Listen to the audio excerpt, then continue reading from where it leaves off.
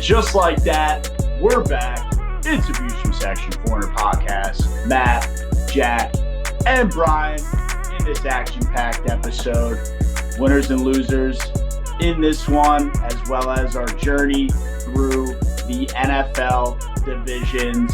AFC North we'll get previewing today. So stay tuned a little bit later in the show. Just like the last one, we'll go through every single team, give a little outlook, answer some questions, say how many wins we think they're going to have. Bunch of fun stuff. Definitely stay tuned. But like I said, winners and losers also is on the cards. So we will get right to that after a word from our sponsor, SeatGeek. Ladies and gentlemen, it's tough to say, but the summer is almost over. With the 80-degree weather and sunny days coming to an end, there's no better time than now to head over to SeatGeek. Whether you want to get to a ball game up in Section 400 this summer, check out an outdoor concert before the weather turns to rain and snow, or go to a football game, yep, those are happening in August, SeatGeek is the premier ticket app that takes the confusion out of buying tickets. All of you up in Section 400 can get $20 off your first ticket purchase with code VIEWSFROM400 at checkout. Again, that's code VIEWSFROM400 for $20 off your first purchase at checkout. You can click the link in the description of the show to download the app, go to your favorite event, use our code, $20 off. And now, winners and losers. And now, the winners and losers of the week. I don't know who I picked last time, but Brian in the black Mets hat. He's probably got something ridiculous to say. We'll kick it over to him. What do you got, bud? Well, it's not that ridiculous, but I am a happy winner this week. I'm giving it to myself and other Giants fans because we no longer have to watch our team on Hard Knocks. They've moved on. It's the Bears now. I don't have to watch Joe Shane. Joe Schmo. Joe Schmo, as Jack likes to call him. Do some nonsense, lose Saquon Barkley, get hype about Devin Singletary. I don't have to see that anymore. Now I get to watch Caleb Williams get narrated by Liev Schreiber, watch a ball at training camp, zoomed in, nice spiral. It's a good time. And we got to see Matt, your winner of the week, DJ Moore from last week. He got paid and got to see all of his teammates on the sideline, just low-key, like, giving them props. And it was very wholesome. It was a good episode of Hard Knocks. Was that the one where – wait, was it DJ Moore where they had like a scuffle and nobody came to his rescue? No, that was Amon-Ra St. Brown. And they were like, hey, man, when you get paid like that, this, that, and the third, ruffle some feathers and teammates don't got your back. I guess that was the Giants and Lions scuffle. Yeah. I saw that video and all the captioning about how nobody came to his help. I saw plenty of people coming in there and plenty of Lions players coming in there and diving at the Giants players after that happened. I thought that got blown very out of context, and I think it was misquoted, honestly. The NFL reporters, man, they blow everything out of context, especially in Philadelphia. So I'm not I know all about that. Yeah, I mean, I bet HBO is kind of disappointed in themselves for not following the Giants in training camp. They would have had that footage, but they seem to be having a good time out in Chicago. But my loser, yeah, they got enough headlines out there. My loser of the week, I'll go over to Paris. It's going to be Team Australia. They were up 24 on Serbia in the quarterfinals of the Olympic basketball tournament, and they blew the lead, which is bad enough. But they're my loser of the week because they didn't bring a former college all-defensive conference player of the year, a guy that's proven he could play great perimeter defense in the NBA. Mr. Matisse Thybulle was left off this roster, and you saw Matthew Dellavedova, Patty Mills. They're great international players, but they're also like 55 years old. They could have used Matisse Thybulle in that game where Serbia was running them out of the gym to make the comeback. I don't know where they could have used him. They didn't have any perimeter defense. Sure, but you're not subbing out Patty Mills. You're not subbing out Olympic, FIBA Patty Mills in this kind of game. They were playing two NBL guys on the wing. They had Patty Mills, they had Delly, Josh Giddey at guard, and then two NBL guys at the wing, and Jock Longdale at center, and he fouled out. So they had no wing defenders in that game. And you have enough scoring from Patty Mills and Josh Giddey that you really could have used Thybulle. I don't know. Based on what I watch, and I don't know if I'm way wrong because I haven't watched a lot, but it seems like the international game is more offense oriented, and I don't know that Thibault would fit in to that. Yeah, Brian, I kind of see the point you're making with like what I was saying about Caitlin Clark and the women's team, bring her on as a specialist just to sit there and shoot threes. Like you could have done that, I guess, with Ibuel and have them be, late game, you're up, perfect situation for them, lock down some defense. But, maybe he just got snubbed. Maybe there's some politics involved. They won bronze with him on the roster in Tokyo, and they did well in competition with him on the roster. And then they snub him this year for like Josh Green didn't play any minutes in that Serbia game. Dyson Daniels didn't play any minutes. Like I don't know. They could have used. I just like Matisse Thybulle. I think he's a very good player, at least as a defender. And he's a great defender. He really is. And but especially Serbia, all they do is chug up threes and then Jokic inside, and I don't know. I think the bigger issue was the Jokic mismatch down low. Yeah, Jock Longdale doesn't know how to play defense without. By the way, if you didn't watch the NBA, you would not know that I don't know, the Jock guy was an NBA player because he was brutal. Yeah, he was. I think he played 11 minutes was his highest minute total before that game because he just always fouled out in the group stage. Like, Australia won the bronze and then they went out here this Olympics and won one game. Like that's horrible. Not good. Need better coaching. The rest of the field's getting pretty damn good. Your fan favorite, the Germans, they're doing pretty damn good themselves. And who won that other game? Was it France? Yeah, France won, right? Yeah, it'll be Germany and France, and then the U.S. will take on Serbia. 2 rematches from the groups. Good stuff. USA will win every game by 30 the rest of the way. But Jack, give us your winner or loser of the week here, man. Yeah. Starting out with my winner, I kind of hate that this is my winner because Brian made it his winner, but my winner is going to be the Giants as well. I give them a lot of hate, but here's one for them. We all saw that Malik Neighbors fight video where he started throwing hands with, I believe it was Kirby Joseph, Lions DB. And the reason why you and the Giants are getting the winner of the week is because, you have a dog in Neighbors. If you're a rookie who hasn't even played a snap of NFL football yet, and you're out there throwing hands at helmets on the training field or during training camp, I love it, dude. I absolutely love to see it. Hopefully he's not like a huge diva problem like OBJ. Not that he was with the Giants per se, but I'm excited for him. I love a player who wants to get scrappy and throw some hands on the football field. Yeah, listen, if Jaden Daniels wasn't in this draft class, Malik Neighbors would win the Rookie of the Year. I'm so high on him. I really believe he is going to be the best Giants receiver since Odell. And I guess that's not that hot of a take because the receiving room has been so bad.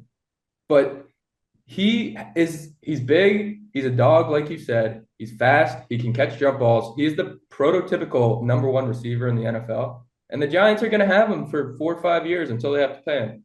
So I'm super excited about him. I just hope they can give Daniel Jones enough time and Daniel Jones can actually get him the ball. Yeah, that should be a lot of variables there. We'll see if that happens. But my loser is going to be Derek Carr and the Saints. Not going to let me respond to that? Really? We're going to move right along? As an NFC East rival, I get nothing? Hop on in. Go Birds, hop on in. But before you go in too hard here, I will say we still have the NFC East preview on deck, so don't give away all your cards just yet. I won't, but really? You're going to snub me? Like that seemed like I was purposely getting snubbed there. That seemed like I was purposely getting snubbed there. Because I'm not going to sit here and get all gung-ho over a guy who makes a one-handed grab and throws some hands in a training camp scuffle. I'm not. We've seen it before. Kadarius Toney threw his helmet at guys. We have a gang member. We have a dog. Kadarius Toney got the same height, and he's a fraud on a different team. So I'm not going to overhype this guy. I'm not going to get crazy about this guy. The only thing I'll give you is I think what Brian said. He does have the number 1 build of a wide receiver. which is a lot better going for him than Kadarius Toney did. I'll give you that. But I'm not going to overhype this guy and say he's a dog this, that, and the third because he threw some hands and made a one-handed grab. He's still got Daniel Jones throwing for him, and the Giants' offensive line sucks. All right, well, the one thing I'll say there, and I'm not going to lie, when Toney had that big game against the Saints and he was playing well early, I was very high on Toney. But that original draft pick, him coming out of the draft, I really did not know who he was. I was never that high on him. Malik Neighbors, like he's done it in college, and that's completely different builds. Like Neighbors actually has the build. Toney was definitely way smaller. Mm-hmm. Yeah, I agree. And the only other thing I want to say about that is why the mentality is so the throwing hands is important. It shows the mentality. It shows the toughness. That's like a big question with Marvin Harrison Jr. You know, he's obviously got taken number 4 overall in the draft, but ahead of Neighbors, and seems to be the better receiver on paper. But there's like a lot of speculation that he's a pretty boy, and father is in the NFL, so he never really had to work that hard. He has to this point, but there's that case for him. There's people saying Neighbors could be better than him. All I'm saying is, Brian, good for you. Yeah. Well. Yeah, and I don't think Neighbors is going to be bad. I'm just not going to sit here and watch the Giants receiver get glazed and not have any say in it and jump right to the next thing. I mean, that was a full-blown glaze session and then just move right on without a reaction. So I just had to put a piece out there.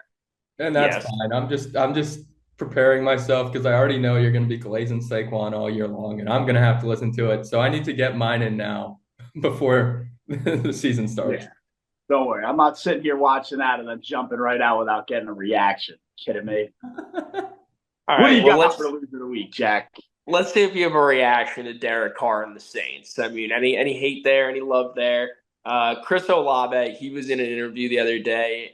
He got asked, is there anything exciting about this Saints team that you've seen during training camp that makes you say, we're going to be good for this year? And he was like, not really. And then on top of that, later on in the interview he got asked about Spencer Rattler and was saying like, yeah, Spencer Rattler looks pretty dang good, like very talented, excited to see like what he can do for this team, all that kind of stuff. So this feels like a lot like my Daniel Jones punching the air take the other day. Same kind of thing. I'm sure Derek Carr is sitting there like, Chris, this is supposed to be our year together. And instead, Chris Olave is like, yeah, just bring me Spencer Rattler. Derek Carr can't get any worse. The words exciting and Derek Carr just should never be used in the same sentence. He was a Devontae Adams merchant in college, and then he got to the NFL. And we went over this probably way too many times last year. We ended up talking about Derek Carr too much because he was just so boring. And we were at the point where we were clamoring for Jameis Winston to play in NFL games because Derek Carr was just that boring to watch. So I don't blame Olave at all. I do remember we were protesting for Jameis. For like multiple weeks, we were protesting for a guy. And we even made like a Stitch video on Instagram about it too. For a guy that had 30 interceptions in an NFL season, we were clamoring for him to play football games. 2013 national champion. I guess when he was on Florida State? Yeah. Who'd they play in that game? Auburn. I didn't know. I'll jump into my winner and loser of the week.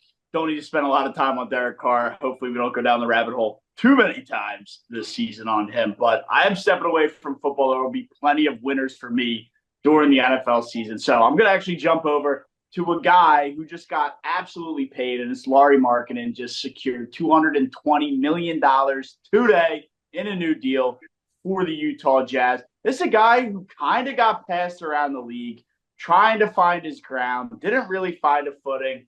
And then I think, was it most improved player last year? Most or six man? Either way, he won some kind of award. I think it was most improved. Most improved. Most improved. And guy just secured $200 million and was, like I said, didn't really have a strong footing. He could shoot the three. Defense was questionable. He just secured over $200 million in a new rework deal. So good for him. He's going to be my winner of the week. Yeah, I wish him and Finland were playing in the Olympics instead of Puerto Rico and Brazil. But Dude, honestly, like that'd be pretty good. Yeah, I could go off about the qualifying and this geographical need to have teams from different regions. But if you want to hear more about that, read my blog on viewsfromsection400.com, and I will save the rabbit hole conversations for that. Awesome. Check it out. Wasn't he with Atlanta for a little while? That's why I said he kind of got passed around the league a little bit. Yeah. And now he just been locked up over 200 mil in a new deal. I feel like Atlanta's had so many guys come in and out of there that they could have actually had a solid team if they just stuck the right guys together, which is a lot easier said than done. But I'm not sure. Brian, do you have Markkanen's journey through the league? I was going to say real quick, let's get a over under 3.5 teams here. What do you guys think? Over. Including his current team? Including the Jazz, yeah. I'll take the over just for fun. Yeah, I'm going to go over as well. All right, let's see it. It definitely is probably going to be like 3 exactly. So it was definitely the Bulls, definitely. Only 3. The Bulls, and then it was Cleveland, not Atlanta. And then still kind of same color scheme there, though, so not too far off, Jack. Yeah, maybe the East. And maybe I'm thinking of like Bogdanovich or whatever. Maybe that's who I got confused with. But either way, jumping around and then landing 200 mil. I mean, the Jazz probably aren't going to be that good this year, but 200 mil is 200 mil. I'll jump into my loser of the week now, and it's a former Eagle player, Hassan Reddick. He's making headlines because he's not showing up to Jet Camp. The guy has 15 days past mandatory days of showing up. And the reason it's special today is because the fines have finally amassed, however you say it, $1 million. This guy's fined $1 million for not showing up. Both sides have declined to comment why he's not holding out or why he's holding out, but I think we all know it's because of the contract. He wants a new deal, a rework deal, whatever it is. He isn't showing up. We're getting close. I mean, we're almost to mid-August. The guy's not showing up. I mean, is this what he was going to do for Philly? I'm glad we just got that Huff guy because I didn't need to deal with this nonsense. And like I said, I guess he's taking the L because he's now got $1 million in fines staring him at the face for, 15 plus days of mandatory time he's supposed to show up. Hasn't shown up. Yeah, well, can't the Jets just end up waiving those fines? Essentially, I don't know. I honestly don't know. I don't know. Joe Douglas doesn't seem like the kind of dude that would waive fines. Yeah, but if you're trying to work on a new deal with the guy, like that's probably gonna be one of his stipulations. Like, yeah, all these fines. I looked at it because it's like one part of it's $850K and the other part of it's $300K. So there could be fines that are also coming from the NFL, which are definitely not going to be getting waived. But either whether it's from the Jets and the NFL combined, it's over $1 million now for still not reporting the training camp. Maybe he's on. And we know the NFL ain't waiving those damn fines. Ain't no way. Maybe he's on one of Rogers' Ionesco journeys and he's just living life in wherever. No, I think he's around. He just did Ionesco last week in Camden. He's around. How do you pronounce it, Jack? Ayahuasca. That's what it is. Yeah. He could be falling around Sabrina. Yeah, she fights for the Lakers.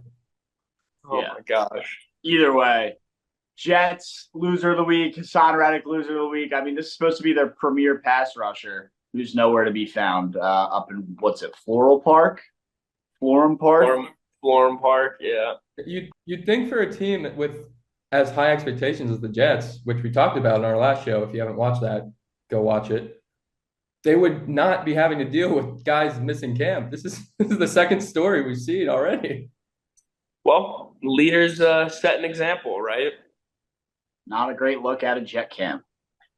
But, that's the winners and losers of the week. Stay tuned for the next one. We'll have Mike of the week and then jump back in to the winners and losers. Always, every week, see who won and lost the week from the guys up in 400. But finally, it's time, maybe not yet for NFL. Actually, Brian wants to run through some Olympics talk because he's our Olympics, not boots on the ground, but correspondent. Paris 2024. Brian, what have we been missing? I do know the U.S. is starting to make a surge for the gold medal count, and I think they overtook it. No, Yeah, they have. They have overtaken China, who have like a perfect score in synchronized swimming, but it was dancing today, which I didn't know interesting. that was a sport, but it makes sense that the Chinese swimmers would be good at that. But yeah, if you want me to be a real correspondent for next time's Olympics in 2028, use code SeatGeek, $20 off your first purchase. Help us get the company card going. But yeah, nothing really going on here except Draymond Green came out and said the 2024 US team would smoke the Dream Team, Michael Jordan, Larry Bird, Magic Johnson Dream Team in 5 games. And I just wanted to get your guys' quick take on that. I think I tend to agree that this team would beat the '92 team, but I just don't know about smoke. But I like this team's chances against the '92 team. Yeah, I word for word agree with Matt. I don't think anybody's blowing anybody out of the water, but you know, these younger age, this age athlete is definitely just more athletic than the older age athlete. I mean, the game of basketball has progressed. These guys know more. Their IQs are better. They do more types of passes, more types of shots. I mean, it's just an evolved game. So yeah, I'm taking the new era. Yeah, that was also my thinking. But then I thought, I don't think it'll be 5. And if it goes 6, do I really trust? I know there's other guys there, but do I trust Steph Curry and LeBron in a late series over Michael Jordan? I think they'd win it in 4. Oh, you think it's a sweep? Yeah, I think they'd win it in 4. I mean, because you have Michael Jordan, and then like who I know there's some studs on the team. I just don't remember who it was. Like what? Charles Barkley was one of them. Larry Bird, Magic. I mean, it's really good. Close it out with Ewing. Like who was like I the mean, big man on that the team? team was good. I don't think anybody like. I think it could be a competitive series, but um, you know, to say blow them out of the water, smoke them, maybe. I mean, we'll never know, right? It's going to be a debate to debate to debate. Like we'll always have no idea, but I think this 2024 team definitely got a shot. I'll leave it at that. Yeah, yeah. Also, Karl Malone, and it was Malone and Ewing up front, Jack, and Scottie Pippen was there too. But I think, yeah, I do agree. If they sweep them, which they probably would, then it's fine. But if MJ and them get a couple games, I trust that team more in a game 6 and game 7 than In a game 7, you want MJ to close it out? I want MJ more than I want LeBron. Who, by the way, I don't know if you guys saw the clip of him. I guess this could also be my loser of the week, but France has had a swimmer that's won 4 gold medals in these Olympics, and he walked in to the USA and Brazil game the same time LeBron walked in from the locker room because he hurt his eye. And the crowd went crazy for the swimmer, and LeBron started like working with the camera, thinking the Paris crowd was cheering him on from coming back from the locker Yeah, I saw him like put the crown on his head. I'm like, oh God, oh God. room. Like, clearly not for you, man. That's ridiculous. Brian, anything else in the Olympics, or are we jumping into some AFC North talk? Yeah, no, Noah Lyles, still the fastest man in the world, but that's it. That's it. Thanks to Brian, our non-boots on the ground Paris 2024 Olympics correspondent. Stay tuned as we are approaching the closing ceremony. But yeah, AFC North is on the cards today. That's the division we're previewing again. Stick along with us for this entire August. We are previewing every single NFL division, the NFL or the NFC, the AFC, whole thing. So stay tuned. This one, like I said, AFC North. Brian, Steelers are up first. What do you got for us? Yep, so the Steelers are at 8.5 wins, so about a 500 team according to sportsbooks. The over's favored at plus 125. And I know we can really analyze this team to no end and talk about how Arthur Smith is there, another guy we hated on multiple episodes last year. But I actually like Arthur Smith in terms of this backfield, just because they have 2 guys that should split time. But at the end of the day, Tom Coughlin has gone over 500, 15 seasons in a row. They're giving you plus money to go over 500. You know the Steelers are going to be 8-8 going into Week 18. They're going to have a 20% chance to make the playoffs. There's going to be some scenario where they need the Dolphins to lose and the Bills to tie and the Raiders to lose. And Scott Hansen's yelling at the red zone, telling you, oh, this team just went ahead. And then there'll be a miraculous, hey, if this team ties at the end and Mercury's in retrograde, then the Steelers can find a way into the playoffs. So they're going to win. They're going to win that Week 18 game like 10-6. And then they're going to miss the playoffs at the last second. And they're going to go 9-8. Tell me how you really feel, Brian. Yeah, right. I mean, that was some in-depth stuff right there. But I tend to agree. Like, it kind of feels like a trap. Why is it over? Why is the over plus money when they haven't had a losing season in that many years and Mike Tomlin's been lights out? But, dude, I got to go with over here. If they're not even a bad team, like they got Russell Wilson, who I think is going to be great under Mike Tomlin. Yeah, that's another reason this number is so weird to me because of Russell Wilson. And the only conclusion I could come to is the people over at FanDuel or DraftKings are listeners of the podcast, and they hate the Pacific Northwest as much as I do. Jack, what are you thinking? I don't know how to feel about the Steelers, man. I think they're in a really tough division. We've talked about it. Tomlin's good. He's been good. They're bringing in Russell Wilson and Justin Fields. Don't really know how that's going to shake out. But looking at their schedule, it's pretty easy in the early half of the season. And then the second half, it's going to get real, real tough. So my thought process is if they can get out to a hot start, they have a shot at hitting this over.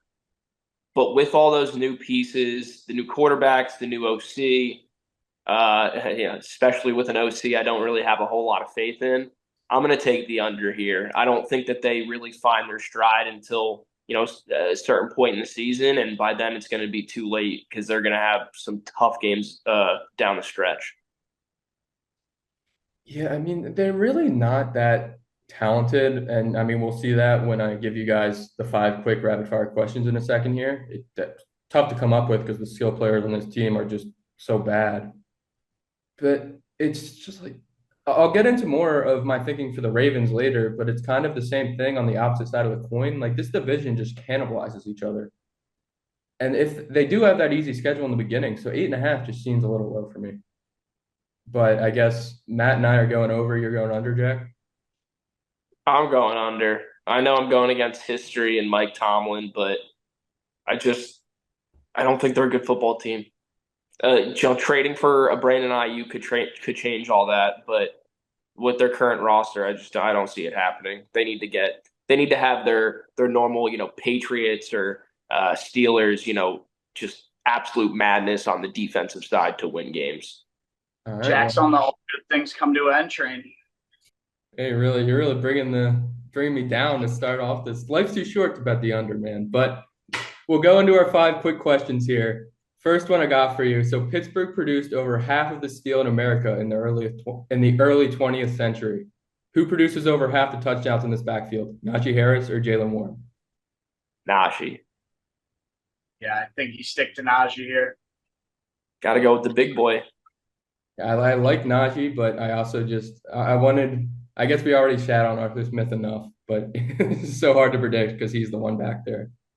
So second question, Russell Wilson was drafted twice in the MLB draft. First by the Orioles in the 4th round, then by the Rockies in the 41st round. Will his touchdown total this season be higher than his average MLB draft position of 22.5? Yeah, it should be. Yeah. Again, I think the whole Brandon Ayuk thing is oh my God, they get Ayuk, it soars. I'm actually going to take this under just because Justin Fields is there. And I think somehow there's going to be a split time thing. Well, what a transition there, because the next rapid fire question, higher number this season. Pittsburgh Pirates star Paul Skeens pitches thrown at 99 plus miles per hour. He's on pace for about 200. Or Justin Fields' offensive snaps with the Steelers. Yeah, no, I'm gonna have a little bit of faith in Russ and say that he's gonna be their guy this year. I don't think we've heard the end of Justin Fields, but I would be surprised, barring an injury, if they decide to replace Wilson with Fields. Yeah, I'll take Skeens. Again, I'm going back to Arthur Smith. Even if Fields isn't playing quarterback, I think he's going to find a way on the field. And maybe even as like the Robbie Ashford role that he played in Auburn last year under Hugh Freeze, where they get above the 20 and Justin Fields just comes in just to be that red zone package quarterback. But two left here. Higher number. George Pickens receptions this season or top 100 hits by George Harrison and the Beatles. They had 72. I'll take Pickens. He's a dog.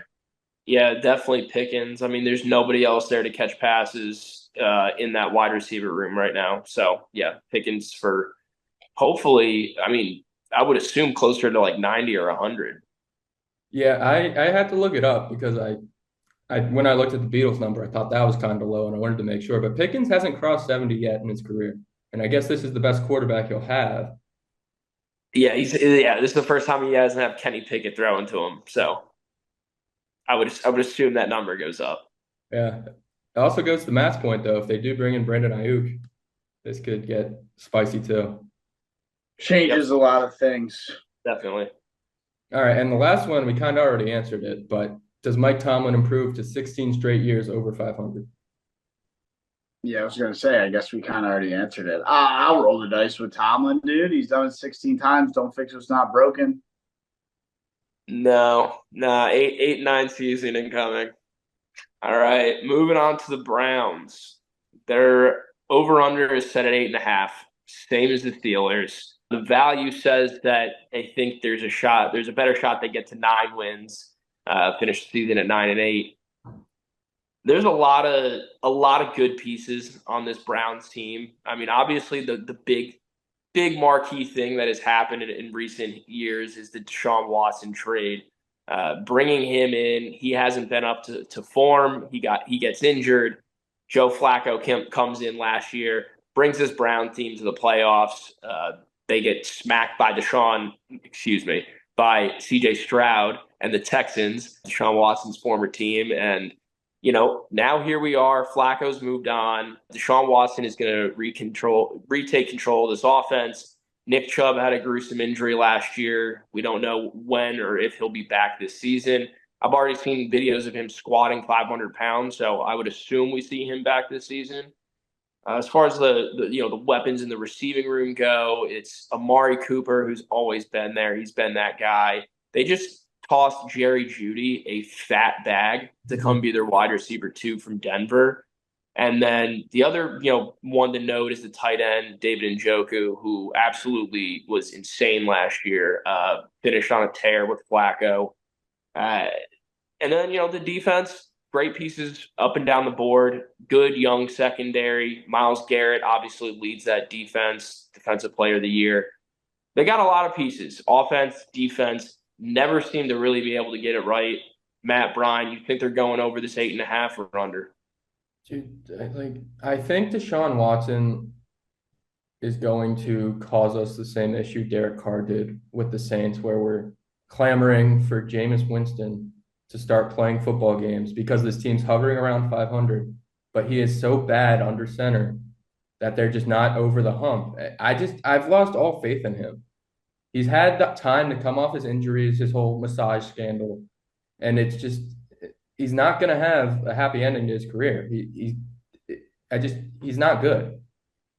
So you really obviously don't think Watson's coming back to form. What about you, Matt? You think Deshaun Watson's come back to form? You think the Browns get themselves 9 wins this year? It's not even about Watson. I mean, it is in the quarterback position, but I think a lot of people, just the way the public's going to bet this line, is going to say this number's way too low. They were really good last year. It's soaring over. Everybody's going to hammer the over, but I just have a weird feeling it's going to go under. And then kind of to stem off, I guess, Watson, I'm with Brian. He was great when he was with the Texans, signed the contract, had the scandal, and he's had time now to be great again.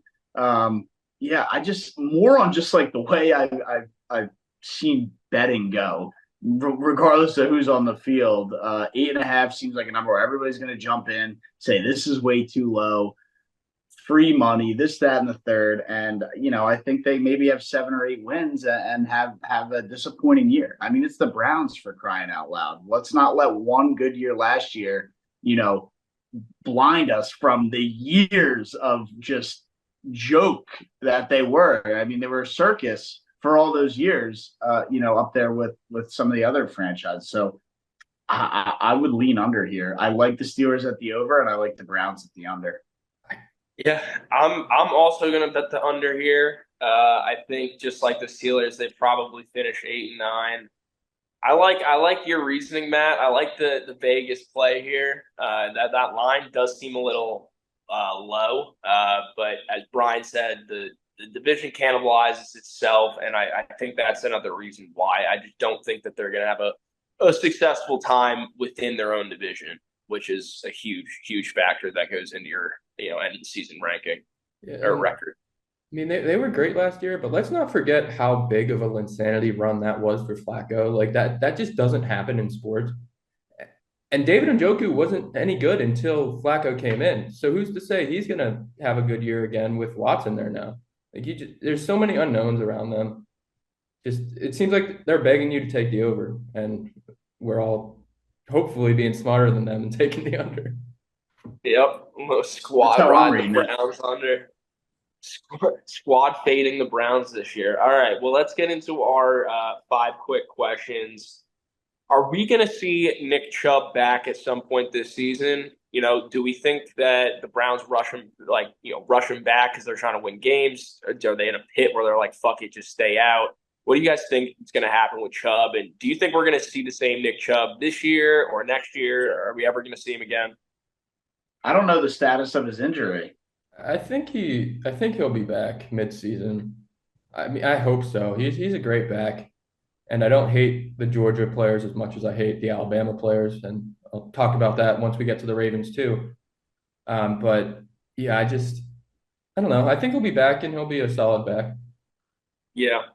Well, Matt, just to fill you in real quick, I don't know if you remember the injury or not, but it was a gruesome leg injury last week. No, I remember that. I just don't know where he's at in the recovery process. Yeah. I mean, I saw him squatting way more weight than he should be at this point, I'm sure, in one of those off-season videos. But it seems like he's doing everything he can to get back on the field. And yeah, I guess this was more of a question, how bad do you want to see him out there? Because it sounds like me and Brian are on the same page. Can't wait to see him out there. He's an incredible back, definitely a top 5 guy when he's out there and healthy, and just hoping he can get back to that form. It's definitely, if the Browns are having a great year, they'll get him back. If they're having a stinker, which is kind of what we're all predicting and taking the under, they might want to keep him on the sideline. All right. Well, next question. Who has a better season, Sean Watson 2024 or Joe Flacco 2023? And I'm pretty sure I already know your answers on this. Flacco. But if we're just going like pure passing yards, I might lean Watson, but just in terms of impact, it's Flacco. All right. Dude, Flacco aired that thing out. Yeah, but he did. He didn't play every game. So you would think Watson would at least pass him there. Yeah, but he took a hurting team to the playoffs. So you got to give him credit for that. I guess that was really the question there. Anyway, next question. Like I said earlier, they threw Jerry Jeudy a bag to come over from Denver. What do you guys think he finishes the season with? Stat line. I gave one for Tyreek, so I can drum one up here for you guys too. I'm going to go 38 catches, 671 yards, 2 touchdowns. Yeah, I'm right around there. I was going to say like 42 catches, 614 yards, and 4 touchdowns. Okay. I feel like you guys are very similar there, right around 400. I hate this. Matt and I are like, we're on the same wavelength. This never happens. You guys are both right around 40 catches, 650 yards, and 3 touchdowns? Pretty much. I mean, that seems like a very fair line for Jerry Jeudy. Honestly, maybe slightly high in my opinion, but I could see him doing a little better, just like kind of change of scenery. Figured they try and get him the ball. Amari Cooper will probably get hurt for a couple games. Judy's always good for like one or two of the 80-yard touchdowns too. That'll get his stats up. Right. So I think that's a fair line for coming into a season healthy. So I think that's a great line. Who's a better unit in 2024, the offense or the defense? I would lean defense just because they have the best player in the NFL in Myles Garrett. We're gonna have the same answer here. I don't know about that second part, but I will say the defense. All right, best player in the NFL, you say? One of the best players. You guys know what I mean. Best player in the NFL, not named Patrick Mahomes. Or Tyreek Hill. Or Tyreek Hill, if you want to go based on the NFL 100. You guys know what I mean. I'm sure I'll get killed in a clip on that. Best defensive player? Sure. One of the best players in the NFL. Nobody on the offensive side of the ball matches what they have on defense in Myles Garrett. Is that a fine way to say it? Yeah. Well, that's the Browns, and Browns fans are not going to be happy with us at all. Browns fans are pissed at us right now. But I will tell you who is about to be happy with me, and that's Bengals fans. So Matt gave out a hot take in the last podcast about Chase Claypool. I figured I would have to – I don't know how hot this is. You guys can determine how hot it is, but I have to give one of my own. So both of you have teams that have Super Bowl aspirations this year. Maybe Matt a little more than Jack's, but still the Jaguars are Super Bowl contenders. I don't. So I have to deal with watching a bunch of nonsense all year long. So I need something to root for.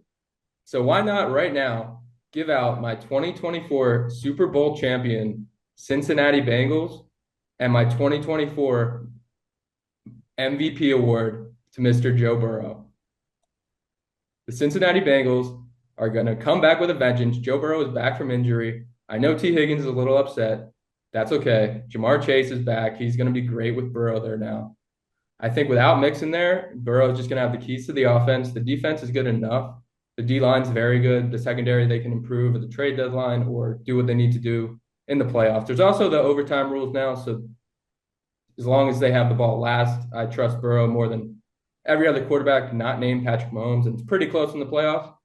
So I'm going with the Cincinnati Bengals to win the Super Bowl this season and Joe Burrow to not only win the MVP, but throw 50 touchdowns.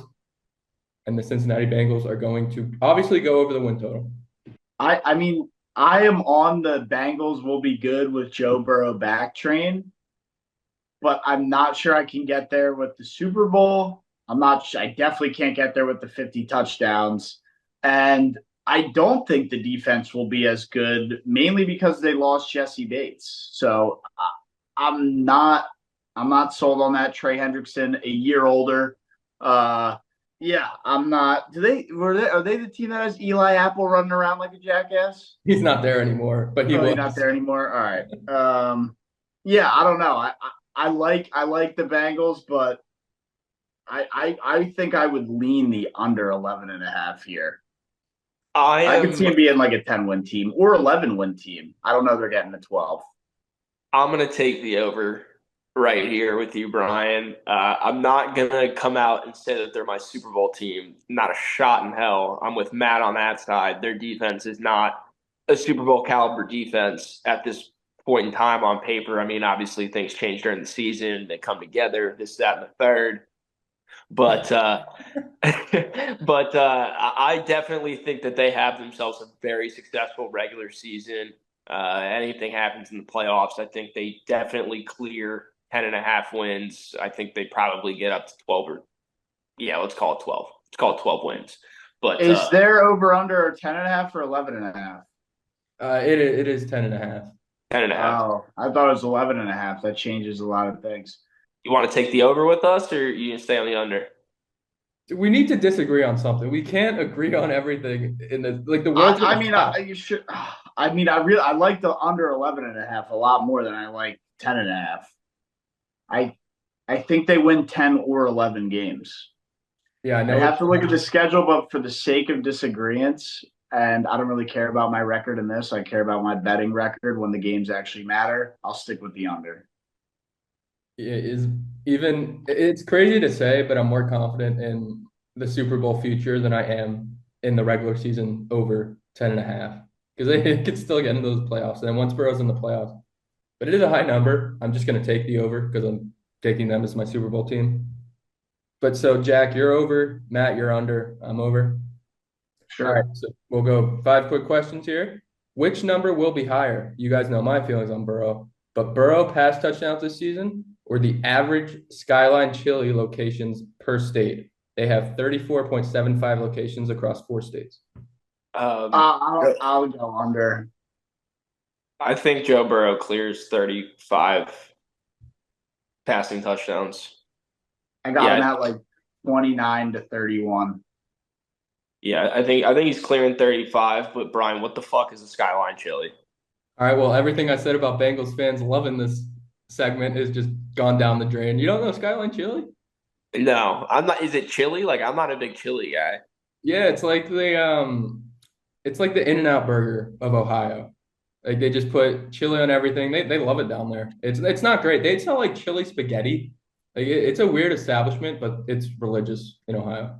I don't know nothing about chili. I don't know nothing about Ohio. That makes sense. But yeah, they're getting faded. I'm with Joe Burrow and his passing touchdowns. You guys forget this is a defensive division. I don't know that Burrow's getting 35 touchdowns.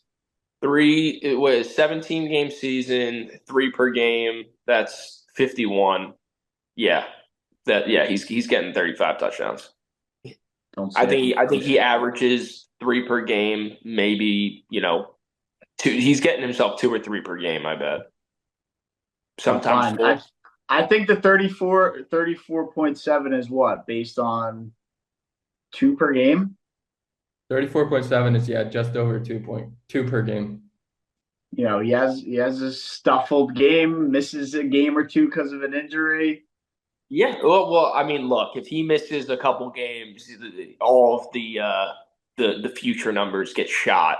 But if he plays the full 17 game season, I think he clears this number. I think he could probably still clear it, even if he only plays 14 or 15 games, depending on how good he is in those 14 or 15 games. We'll see what happens. I'm sticking to the under.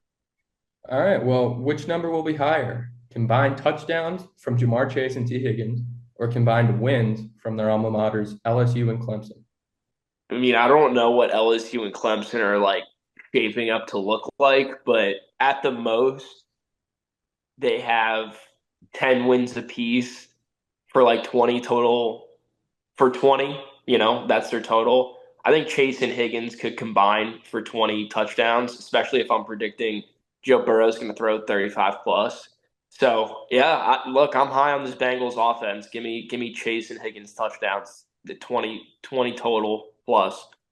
Yeah, I'll take Chase and Higgins, not because I think, hey, Burrow's going to light it up, which I think he'll have a fine year, but I think there's more going to be an injury risk going back to that 34-7 number. But I don't think LSU and Clemson are going to be dominant this year. I mean, we could see Clemson have like a 7 or 8 win season. We could have LSU maybe have a 5 or 6 win season. So I think it's more those teams are going to suck, and it's not going to be a hard number for these two guys to combine for. The ACC is so bad, though. That's true. Yeah. 4 is low, but I think 10 is a very high for both these teams. I mean, and then you look at LSU, and they just graduated Neighbors, Brian Thomas, and their quarterback Jaden Daniels. And I don't know who Brian Kelly is left with, but it's not those 3 offensive stars. And they only won 9 games with them. Yeah, I was gonna say they didn't even have a great season last year. Yeah, that defense was Swiss cheese that gets put on top of Skyline Chili. All right, higher number. Chase Brown rushing touchdowns or Chris Brown singles released, not including features. He has 4 released this year. I'll go Chris Brown just because I don't know who the hell Chase Brown is. He's fighting with Zach Moss for the running back 1 job right now. Yeah. Not sold on it. Bengals are pass heavy. Brian, if this was total touchdowns, I would go with Chase Brown in a heartbeat. But with this just being rushing touchdowns, not receiving as well, I'm sort of split on this because I kind of like Chase Brown this year to take over that backfield. I'm not a big fan of Zach Moss. I don't think he's really got the juice. I don't know, man. Can we make this total touchdown so I can have the over? Yeah, okay. That's what we're doing. I mean, he might only need 5 or 6 rushing. I'm taking Chase Brown. I do like Chase Brown too. Zach Moss is just he's done. I don't see him lasting very long. All right. Well, Matt already kind of mentioned this guy getting older, but where will Trey Hendrickson finish in the Defensive Player of the Year race? Behind Myles Garrett. Yeah, I don't know, Brian. Trey Hendrickson has put up amazing stats since his time in New Orleans and now with the Bengals, and he never really gets talked about in the light as some of the other big guys. And we also forget that TJ Watt, as good as he is, has still not won a Defensive Player of the Year. So if TJ Watt can't get one, Trey Hendrickson sure as shit is not getting one. So I don't know how to answer this question. Where does he finish in the race? Not top 5. I think he can maybe finish top 5, but he's sure as hell not winning. Yeah, I feel like TJ Watt, Myles Garrett, Micah Parsons are basically 3 locks that just are up there year in and year out because of the name effect as well as, the play. But maybe outside of those 3, Josh Hines Allen is going to be up there this year. So maybe Trey Anderson. I think 4, 5, 6 in that area. Yeah, not close enough. I don't know if you want to redo that, but TJ Watt has one. Does he? Yeah. Nope, leave it in, make a clip, Flame Jack. When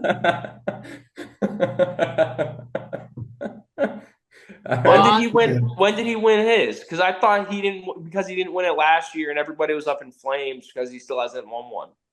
I think they were just up in flames. He didn't win, but I Googled it, and the first thing is Pittsburg Steelers linebacker TJ Watt is looking for his 2nd Defensive Player of the Year award. 2023. Why did I feel like he was hurt most that year and didn't win it? All right, whatever. 2021. Motherfucker, dude, figure it out. Let's figure it out and keep it moving here. Dude, blame the Steelers media team. I'm looking at this and it says Watt wins AFC Defensive Player of the Year, January 23rd, 2024. Whatever, man. Let's just move on. I didn't think when they come out with the awards. Yeah, right. But then there's another one that he might have 2. I don't fucking know, but he has. All right, who gives a fuck? All right, well that's the. Oh wait, I still do have one more, right? Yeah. All right, who would you rather draft in fantasy this season? CJ Stroud at 45 ADP or wait around and draft Joe Burrow at 54 ADP? Yeah. I mean, if we're being completely honest, neither of these 2 guys are going to be on a lot of my teams, but I would rather take Burrow and grab somebody else around ahead. I feel like these guys are going to finish with very similar stat lines when it comes to fantasy football this year. I think I'm a CJ Stroud guy. I'd prefer CJ Stroud, but I think like you said, Jack, you'll still get great value in Burrow. So waiting an extra round to still get a high value guy at that 45 spot and still waiting back, still getting the same kind of value in Burrow, but picking up, I guess, an extra pick and picking somebody else, other skilled player, where you would pick CJ Stroud. That would be the smart move to go about it, but I'm CJ Stroud over Burrow all day. But in terms of thinking logically and smart, I'd probably go Burrow just for the sake of getting kind of the same stats and picking up an extra skill player that's pretty good in that 45 spot. I'm just sitting here laughing because this might be the most we've ever agreed on a single podcast, man. Yeah, it's getting kind of weird at this point. Just thinking of it logically, man. I think it's time for the Ravens. I'll jump in and grab one here. Baltimore Ravens. A lot of change-ups, a lot of stuff going on down there in Baltimore. But one thing remains the same, and that's Lamar Jackson coming back to spearhead an explosive offense. Can he get his 3rd NFL MVP title? I don't know. I think we kind of debated it on the last show. If he gets that 3rd title and has an average career rest of the way without a Super Bowl, is he in the Hall of Fame? We already debated that. Go check out our last pod. But definitely, an interesting question there. But, yeah, I think we had, the Ravens 11.5 is a win total. That's pretty high. I'm high on the Ravens this year, kind of, but there are some things that I think could not go their way. But yeah, I'll put them right at 11 wins. I think I'm going to lean the under here. Well, Matt, it's a sweep. I'm also going under, and the graphic is going to look the exact same. Wow. I'm going to take the over. I'm definitely taking the over for the Ravens. I understand that means I think two teams in this division are going for, 12, 11, 12 plus wins, but I really do think that is the case. I think the Ravens and the Bengals are two awesome teams this year. Look, the Ravens just have everything you could possibly want that we saw last year. And then on top of that, you're going to throw in a Derrick Henry into the mix.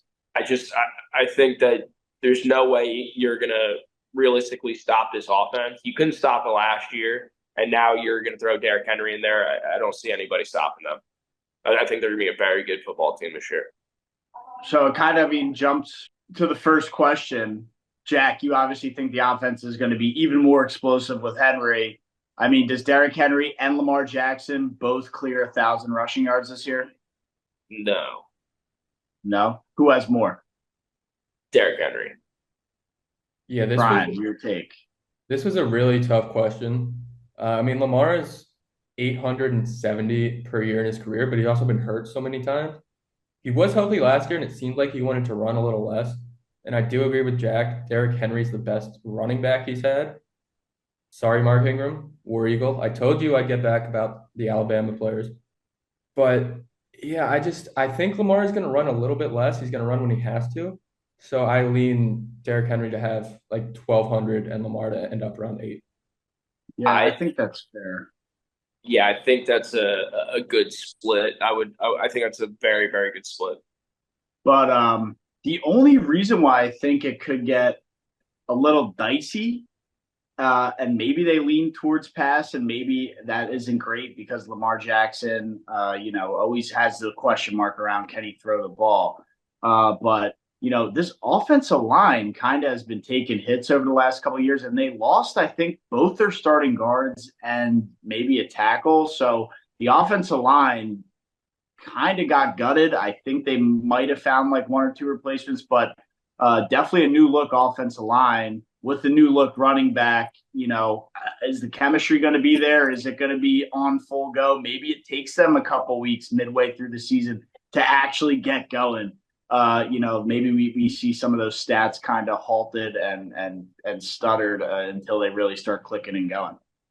Yeah, I will say maybe I do want to change my answer here, but I just don't know if Lamar will get there. But now that, and this is purely just vibes based, but now that Harbaugh's brother is in the league, they're going to have a friendly competition to see who can be the bigger football guy, who can rush for more yards this season. So even with those injuries, I don't know. The Ravens are going to be good. And now I'm thinking about going over on them. Yeah, they're going to be a really good team. And Matt, just to your point about the O-line, you're right. They have lost some key pieces, but I think the most key pieces are still intact there. And what I mean by that is they still have their head coach John Harbaugh there. They still got Lamar Jackson, their go-to quarterback for a while now, and they still have, I can't remember his name off the Tyler Linderbaum, I believe, is their center, who's a savage. So I think that connection right there, that 1-2-3 punch, is going to be enough to keep them in balance and not give them too many troubles as they start the season.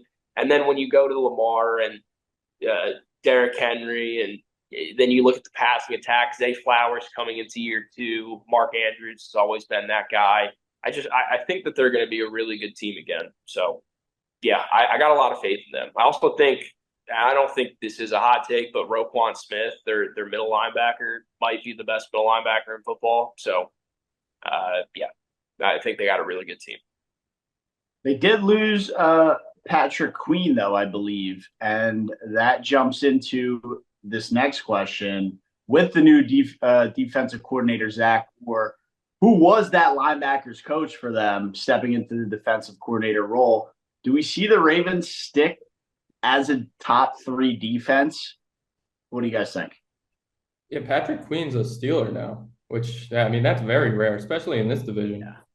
But yeah, McDonald might be gone, but the Ravens defense is still going to make the opposing offense go E-I-E-I-O. It's not gonna be fun when you play in Baltimore. And yeah, Orr's been there, like you said, as the linebackers coach. He was there as a linebacker as recently as 2016, so he knows the scheme, and I don't see them taking a real step back. Yeah, I don't either. I'm with you, Brian. I just think that the Ravens are. I do think that losing Patrick Queen is an L for sure. He's also another amazing linebacker in this league, and pretty wild that he went over there to Pittsburgh. But I got enough faith in Roquan Smith and the rest of the boys there. Their secondary impressed the shit out of me last year. Kyle Hamilton might be a top 5 safety in the league, so probably is a top 5 safety in the league. So just top to bottom, they look like a really good team. I don't know if you guys know anything about him, but how's Judon looking? Is he still with the Ravens? Is he back healthy this year? Because I remember when they traded for him from the Pats, that was a good move for them. I think Or you am I have getting that the other way backwards? around. Who was their big pass rusher last year that I'm forgetting about right now? Madama Duke or whatever. That sounds right. Oh, Matabuk or whatever. I forgot how to do the last name, but he signed a huge deal. Dude, they do have some pretty interesting last names on that defense. You just call him Mondo Duke. Mondo Duke. We're talking about Browns. Might as well name him after a piece of poop. Real quick, don't need a whole spiel. Just more wild move here. Put away why guy did this, why guy did that. Just more wild move in terms of, wow, you see this happen. Put everything else aside. Don't say, well, because this happened or this team had to do this. Patrick Queen to the Steelers, Saquon Barkley to the Eagles. More wild move. Go. I'm happy you brought this up because obviously we're big on Saquon, but let us know if you're a Steelers fan or a Ravens fan, how pissed off or whatever way you're leaning about this. But yeah, I think it's more wild for Queen. I'm going to say Saquon just because that's the more well-known player. He's the running back. He was like the Giants' whole offense before getting traded. He's been the New York guy since they drafted him, high up in the first round. That's why I'll say that. But I think on a normal, if it wasn't Saquon Barkley, if it was pretty much anybody else, it's probably got to be anybody that gets traded between the Ravens and the Steelers, because that's like the Red Sox and the Yankees. It's just a big no-no. I think That's what I'm saying. Well, so was the Giants and the Eagles. That's why it's just like two ridiculous moves. Yeah, not saying the hatred between the Giants and the Eagles isn't huge, because it is, but I think as a defensive player in that rivalry, in a defensive division, as I said. Yeah, you hate that other team just a little bit more than Saquon probably hated the Eagles. I again, maybe I just have a little more bias because I'm an Eagles fan. I think it's wild. We got Saquon. I think it's kind of neck and neck, though. I think Saquon's more wild just because he's the flashier offensive guy. But, yeah, close second in Patrick Queen. But, yeah, I didn't want to drag that into a hole down the rabbit hole, but I thought that was interesting. Two pretty wild moves in free agency between division rivals. Yeah, let's jump to the next one. This is kind of a fun one. We got to throw some Justin Tucker talk in there. Best kicker in the league, but not the highest paid. Harrison Butker, new deal, just got the highest paid kicker. But probably the best kicker is Justin Tucker. He made one 60-yard field goal last year. Does he go over 0.5, over a half of 60-yard field goals? Like I said, in 2023, he went 1 for 1. Does he make a 60-plus yarder this year? I'm going to go with no. You're going no? No. I think he does. He'll get a shot and bang it. He's getting older. He's not going to have the leg to bang in a 60-yarder. I don't know. Like I said before, when you took the under on the Steelers, life's too short to bet the under. Tucker's always good for one crazy field goal. I mean, a 60-yarder, I think he's still got it in him. Maybe not a 65-yarder, but they might line one up and be 60 yards and he'll hit it. The only issue is now with Derrick Henry back there, if it's a fourth and like kind of short where Harbaugh would have sent out Tucker in the past, maybe now he just gives the ball to Henry and tries to get the first down. Yeah, I don't know. I think you're Not going if to need if there's 2 seconds left in the second quarter or fourth quarter. yeah, you're gonna need time winding down where this is, the best slash only idea. You're gonna need the perfect positioning for this to be a 60+ yard field goal. I know. And then on top of that, the wind's got to be right. He's getting up there in age, man. That leg, you need the wind on your side. I don't know. I just don't. I don't even know if he's going to get the opportunity. I don't even know if he attempts one, let alone makes it. 1-for-1 in 2023. I think if he gets the shot, he's knocking it down. Granted, will he get the shot? That's a different story. But yeah, I guess moving on. Who leads this team in receiving yards? We already talked about the rushing. We have Mark Andrews, Zay Flowers, Rashad Bateman. Early reports out of Ravens camp, Bateman is looking very, very good. I honestly don't know. I really don't know who leads this receiving group. So, Brian, Jack, I'll leave it up to you guys. I mean, what are you guys thinking? Because I have no idea.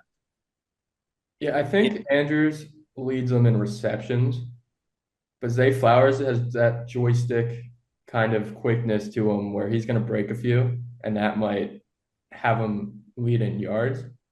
But we're probably talking yards here, and I want to make a pick, so I'm going to say Mark Andrews.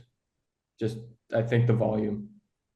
Yeah, I'm going with Mark Andrews. I mean, top to bottom, receptions, yards, touchdowns. Mark Andrews is that dude. He's been him. He's been Lamar's favorite target, favorite connection for 3-4 years now. There's always the injury risk. He's been banged up the past few years, but when he's on the field, he's him. So yeah, I'm gonna go with Mark Andrews. Hopefully, he can stay healthy. And that's not a discredit to Zay Flowers. He can make a big leap in year 2. We just haven't seen it yet. Yeah, and again, always an injury risk there with Mark Andrews, as you said, Jack. So if misses a couple games, very competent backup in Isaiah Likely. I know, Brian, you're a huge Likely guy, so yeah, he's the reason they're not afraid to keep Andrews on the sideline for an extra game or two because they have somebody who can step in and let Andrews get a little more healthy. So something to think about. But Andrews does see. I mean, he's the guy, veteran, favorite target, the whole nine. So I was just gonna say I'm hoping that we see a couple more 2 tight end sets with Andrews and Likely this year. I mean, with those two playing tight end, going out for passes, both very capable pass catching tight ends. On top of that, you get them blocking for Derrick Henry and Lamar Jackson and some sort of weird run game. I don't know. I think that if I'm the OC out in Baltimore, you could scheme up some nasty blocking schemes, some crazy shit in the run game. Very exciting between your dynamic quarterback and running back. Very deep playbook they got at their at their hands right there. You got Ricard too in the backfield. You could have 2 tight ends and a fullback and a big running back. Play some 1950s football. Yeah, some goal line football, dude. You gotta show some love to the fullbacks, man. We forgot to give Alec Ingold, the big Dolphins fullback, some love on our last divisional preview when we previewed the AFC East, but we won't forget about it this time. Good job, Brian. Patrick Ricard, shout out. Love to see it, but we'll jump into the last question here, and it's after I saw it, kind of why I leaned the under. Ravens have a extremely tough first 5 game start to the season. I want to know what your guys' prediction is after the first 5 games, but first I will run through it. They travel to Kansas City week 1 to take on the Chiefs. Probably will be that Thursday night game, right? Yeah, it's the opener. That kicks off the year. So away in Arrowhead, home against the Raiders. We all know what we're thinking there. Away in Jerry's World, Cowboys usually play well in the beginning of the year. Home against the Bills. I'm not going to say that's easy. Away to Cincinnati. After that stretch, where do you guys see the Ravens, and are you starting to second guess your overpick? I think they're going to be 3-2, maybe 4-1. They're a damn good football team. Yeah, I got them at 3-2, but there is an issue, and it's not any of the good teams they're playing. It's the fact they have to play the Raiders in between it all. Antonio Pierce, even if that team gets blown out by 40, they're going to be hitting, and that's going to be they're going to be sore after that game, and then you have to play those next 3 against good opponents. I Yeah, mean, dude, if they go 2-3 somehow, like that over is not looking good. I mean, I still think it is. You're still getting the Steelers. You're still getting the Steelers twice. Who else do they have on their schedule? I have it right here. Baltimore and Pittsburgh, we just talked about. That game out in Pittsburgh is not going to be a cakewalk for the Ravens. It's not going to be a cakewalk, but it's a very, very winnable game. I For mean, sure.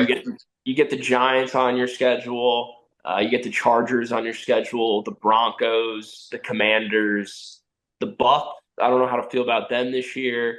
I don't know, man. I still think that they're going to be fine, and I think they go 3-2 or maybe even 4-1 during the stretch. I mean, they could beat Kansas City week 1. I know it's a tough look on paper, but week 1 anything can happen. We saw Detroit give it to KC to open Detroit. up. Detroit did it last year. I don't see the Chiefs losing 2 in a row. No, two In back the to back. opener, 2 in a row. At some point, Goodell steps in. I mean, am I wrong? No, you're probably right. You're probably right. I can't wait to hear about how it But goes. they're going to beat Las Vegas at home. And then, sure, you travel to Brian Dallas. seems to not think that. They're gonna win, but it's gonna. I'm saying like I think it's a sneaky. I think that's the Giants' Antonio Pierce bias talking a little bit. Well, all I'm saying, it's not gonna be like they'll walk through and then the whole second half the Raiders are just gonna give up and go through the motions. Like, well, they're gonna be hitting, and it's gonna be, if anything, they might blow them out, but it's gonna be a tough, just on the body type game. Yeah, I think They're going to beat 3-2. Dallas.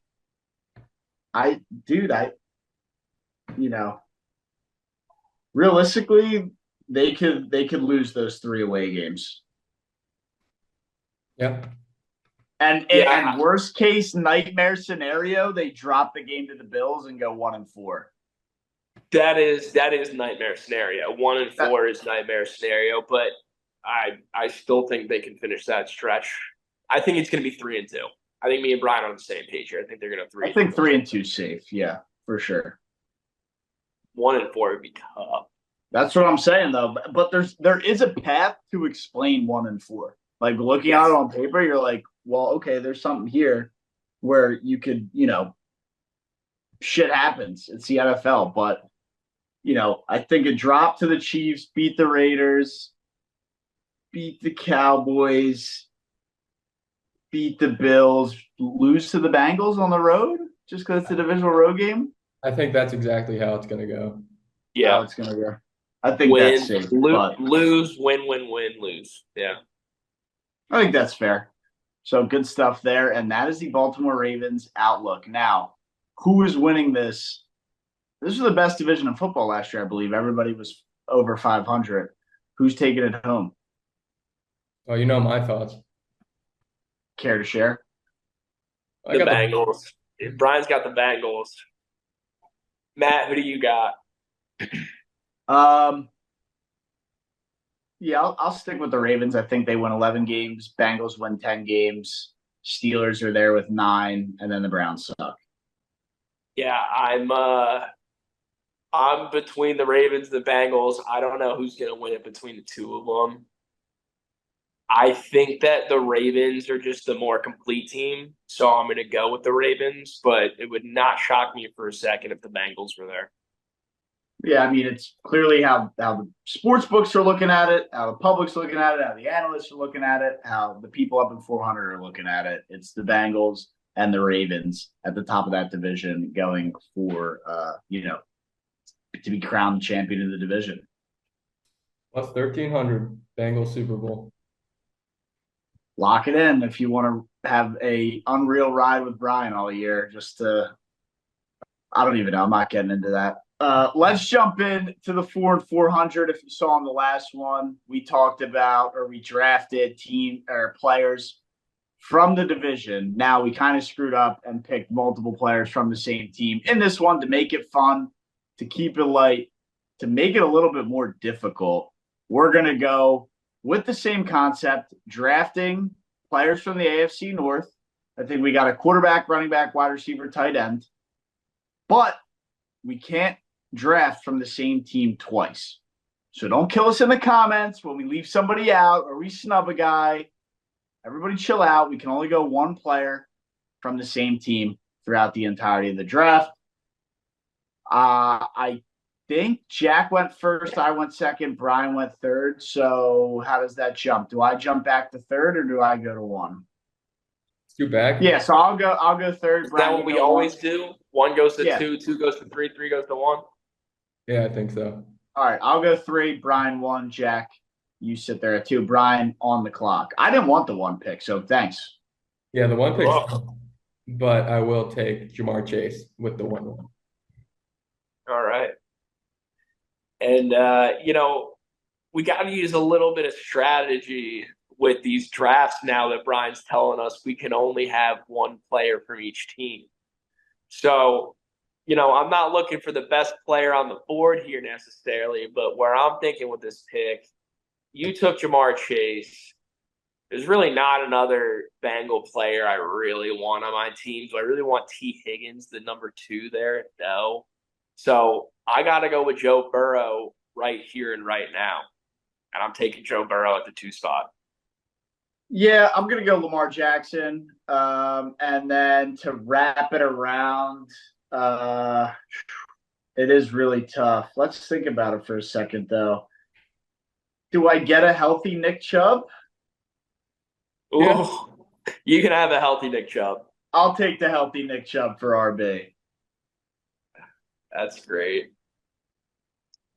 All right. Well, I'm going to go with Jack, while you're thinking, Brian, you got to put in parentheses Nick Chubb, healthy. Yeah. I'm between the running back or the tight end of my choice.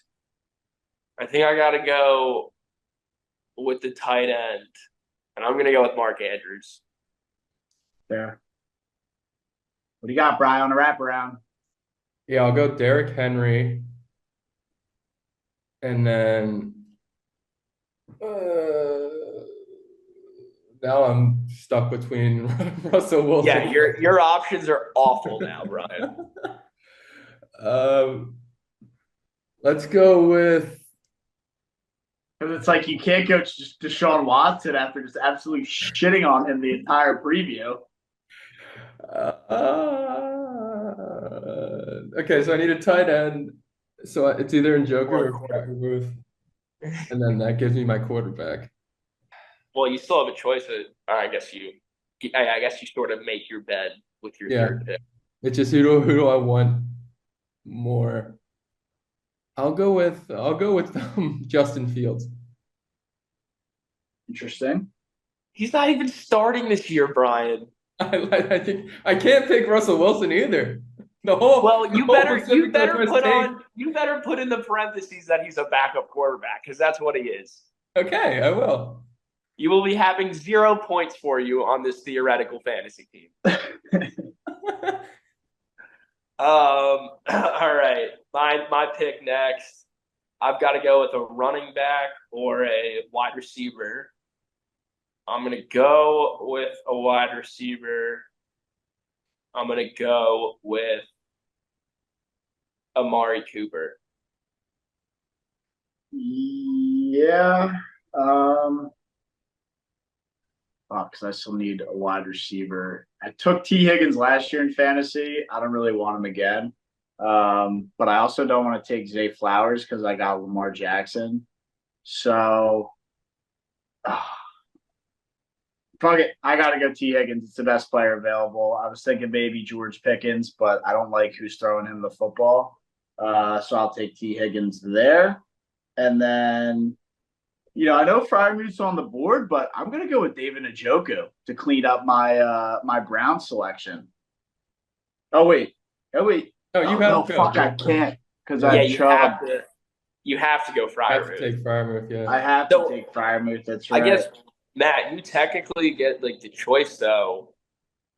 If you want the wide receiver, if you want T. Higgins and Freiermuth, or if you want Pickens, you could take Pickens and whoever the Bengals tight end is, who I don't know off the top of my head. Exactly. T. Higgins and Freiermuth. Who is the I think it's Mike Gesicki. Is I it? think you might be right. I'm looking it up right now. Yeah, I'm good to keep it the way I had it. It is Mike Gesicki. Yeah, I'm good on that. All right. Well, I'm pigeonholed. I got to take a Steeler. I got to take a running back. So I actually have a choice here, but give me Najee. All right, and I will round it out with David Njoku, not Harrison Bryant. Well, there you have it. I don't think we did half bad there. I really don't think we did half bad. I think we picked the best picks we could with what we had to work with, keeping it different. I definitely like, sticking only one guy on the same team makes it a little more. It makes it harder, right? Makes it a little tougher and keeps it a little more fun. Get all the division players out there. Get everybody involved. It is the AFC North, not centered around one specific team. It's every team in the division. So get everybody out on the table. I like that a lot. But it's been a long show. I'm ready to eat some dinner. The last thing I have to do is shoot a basket behind me, which I've been so poor at doing. So I will do that, try to be better, and I'll catch you guys in the next one. There we go. We're back. You are now in the mix with It's an AFC North miracle. 2-7, baby. Congrats, Matt. It's not a bad start. It's a bad season.